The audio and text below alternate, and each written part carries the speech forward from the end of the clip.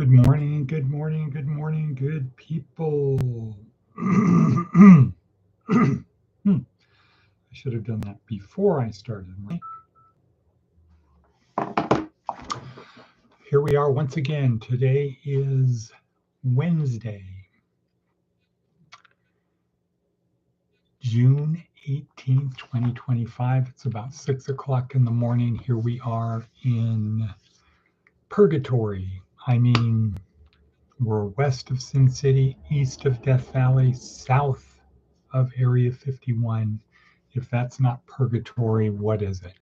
Oh, it's Parumpertucky or Pahrump, hard scrabble territory. This is not a resort town, people. You're much more likely to see somebody with a pistol strapped to their hip. Somebody, well, certainly more people doing that than carrying a Bible, but hot, dusty, people who are retired on a fixed income mainly, people who've had hard lives. You go into the Quest Diagnostics at 7:30 in the morning, 8 o'clock in the morning, and you would not mistake these people for people in Santa Monica or Rodeo Drive or Silicon Valley or any resort area. People with more of stooped shoulders and a shuffled walk, slow gait, head down, chin down, getting through the day, doing the best they can. Well, presumably. Okay, good morning. What not a bevy? How are things in Fort Jacks? How's the weather? How's the weather?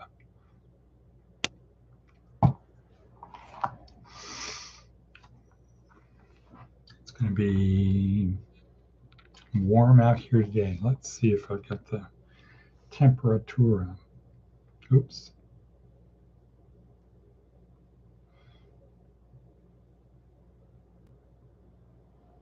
Well, I don't seem to have that widget. Blast as can be, warm and sunny. Hopefully rain later. Rain? What are you, Meshuggah? That's kind of an interesting thing, this concept about rain.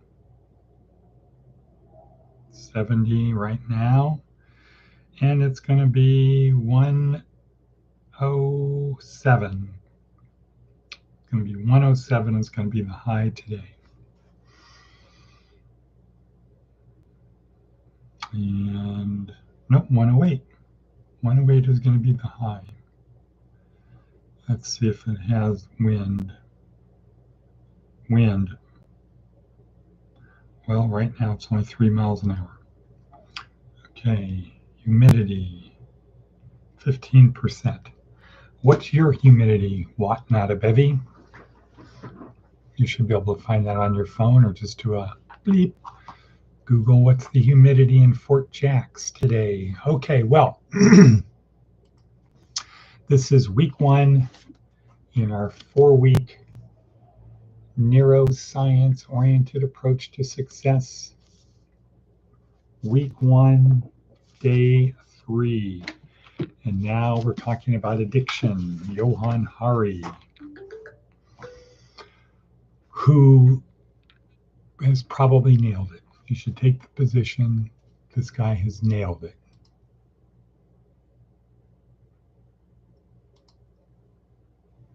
And he's nailed it.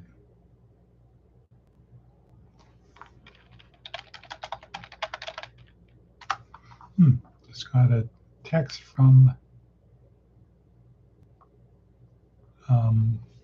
Charlene. 72 LOL. What's the humidity? What's the humidity? What not a bevy?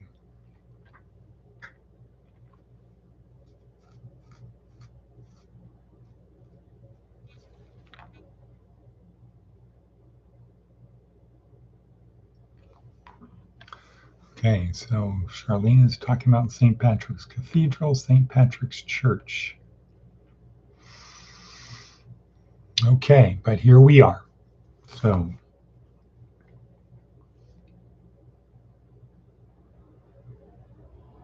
I thought St. Patrick's Church, where she grew up in Michigan. I think there's a St. Patrick's Church in Tonopah. I pray she is well. Wow. Okay, good, cool, great. Okay, so today's TED Talk, no, today's lesson is about addiction from Johann Hari, who the experts say he probably got it right. He probably synthesized everything that we've been talking about in our little niches. We're studying mongooses and do they like drugs, etc. And he probably nailed it. So good for you, Johann Hari. And we'll talk more about that later. Advice from an 80-year-old, something I believe in. Be romantic. Be romantic. All right. So on a big level, that would be focusing on accentuating the emotions we have for romanticness, for love, for kindness for others. Doing little small gestures, demonstrating love. Be romantic. Be vulnerable to an extent. Be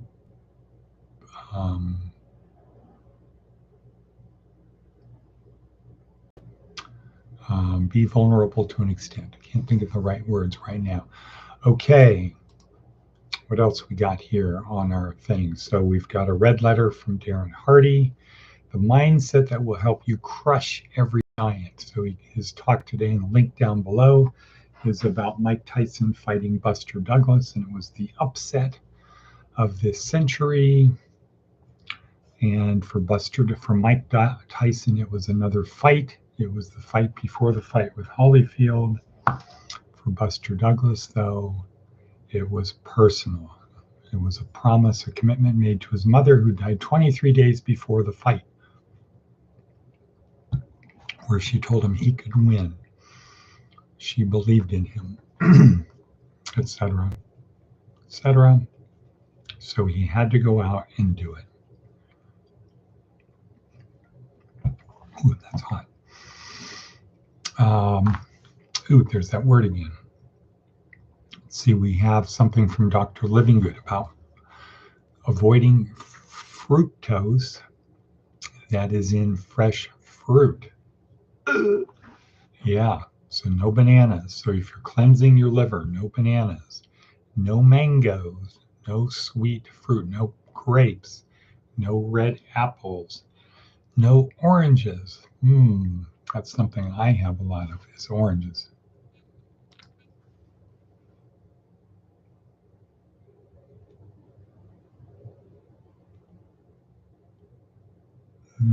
So Atticus von Atticus is out there channeling Caesar, Julius Caesar, being kidnapped. Okay, great, good for you, Atticus von Atticus. There's that word again.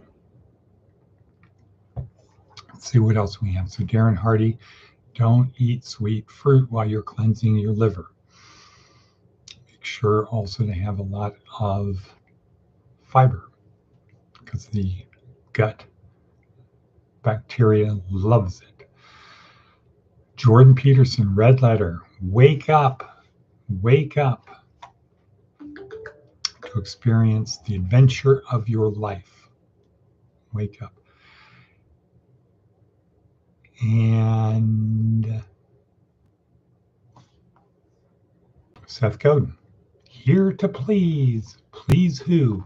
If you're on social media network, are you seeking to optimize for the algorithm, the owners of the tech stock, or your personal goals? If you're publishing a book, are you working for the book, or is the book working for you?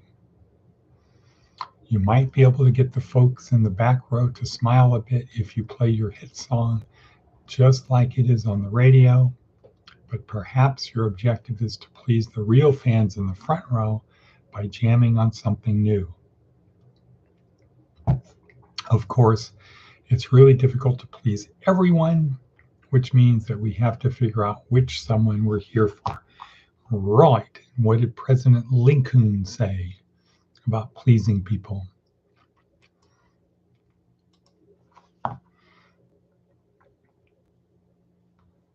He said, you can please some of the people all of the time and all of the people some of the time, but you can't please all of the people all of the time.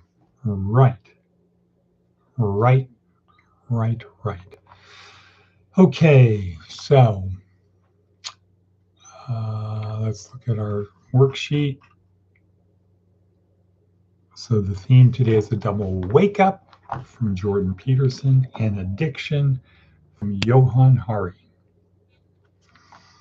And what does Johann Hari say about addiction?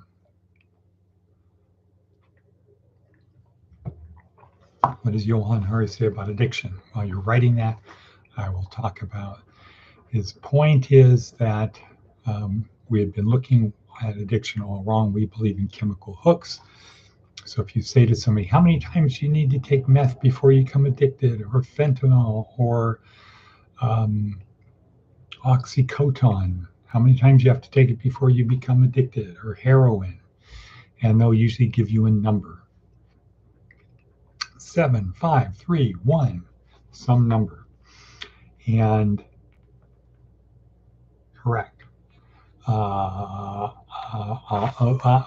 I'm not saying that word. So, but Johann Hari said, no, it's not that. There are not chemical hooks. There's not hooks in the chemical that get into your brain and won't let you stop. It's severing ties with people, severing connections with humans. We all want to be happy. Happiness is a feeling caused by the release of neurotransmitters and hormones. All you have to do is release the neurotransmitters and hormones and you'll feel good. Eat a piece of chocolate cake, go for a run, get a hug from somebody, or hug someone or an animal. There's a lot of things we can do to release these hormones. And one thing is drugs and alcohol will release the hormones to make us feel good. And as we release the neurotransmitter dopamine, which is associated with drugs, we do not release other neurotransmitters like serotonin and oxytocin. And it's the release of dopamine that kind of becomes exclusive. And we do things that are exclusive on our own to release dopamine. So one thing is addictive behavior. You could be a workaholic, a shopaholic, a gambling addict, any form of where you're doing it beyond reasonableness and you can't stop. We'll call that an addiction. And what it does is it feels good to you because it releases dopamine. And it could be to the extent that releasing it is normal. When you're not releasing it becomes abnormal. It's like people who are runners. They have to run to feel good. They feel something's not right if they're running. That could be me with Zipelatone right now after almost 570 days straight on Zipelatone. It's like if I don't do it, something's going to be not right. So as Watanabe says, addiction is the opposite of connection. If we have good, strong connections with people, we do not get our pleasure by doing things on our own, dopamine-inducing activities. Solo dopamine-inducing. Now let's see.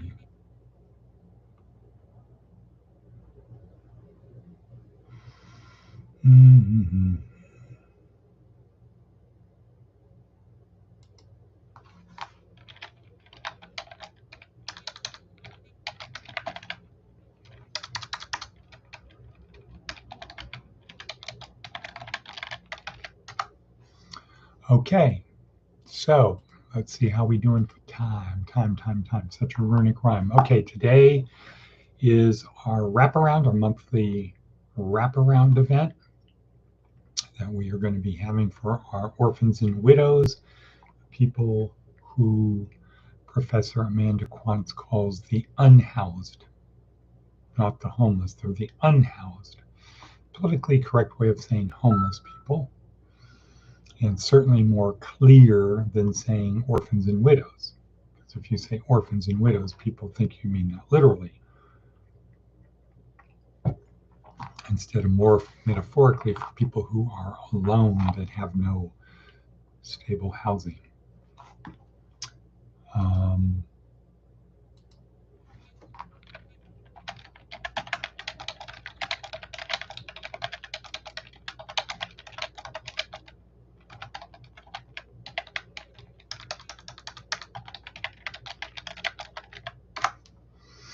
okay, cool. Now, what do we got to do? What's we got to do? Okay, well, so today is the event. It's at 11 o'clock. I'll be leaving here probably around 10 for setup, get things ready, go, make things happen, bring water, bring clothes, bring supplies, bring whatever we can to help the people in need. And that will be over by 1. And then we go from there. Okay, well, alrighty, let's just look quickly at our worksheet. That's where the magic happens. It's on the worksheet. Let's go down. Physical, Dr. Livingood. Avoid fructose. Nothing new on Goggins. Huberman. Jack. Rowland. Nothing there. Arthur Brooks. Nothing new. Barbara Oakley. Nothing new. Johan Hari. TED Talk. Yes. Addiction. Day 3, week 1. Daily Stoic. Let's see, I don't remember what that was, but it was a good one. Seth's blog, we did. Here to please, can please some of the people all the time. Darren Hardy, the mindset, make it personal. You want to get something hard done, make it personal. Jordan Peterson, wake up. Daniel Amen, talking about mental health conditions that can benefit from EMDR. Mark Devine, nothing new there. Baraka Church, Jesus Command, Shroud of Jesus, Prayer. Okay, so we're going to wrap it up and get ready to go make things happen. Whatnot of Evie, glad to see you here today. Hopefully you're feeling good. Seems like you are. What's new on the Buddhist front? And soon I will see about, well, we'll talk about it later. And with that, I'm going to say and cut. And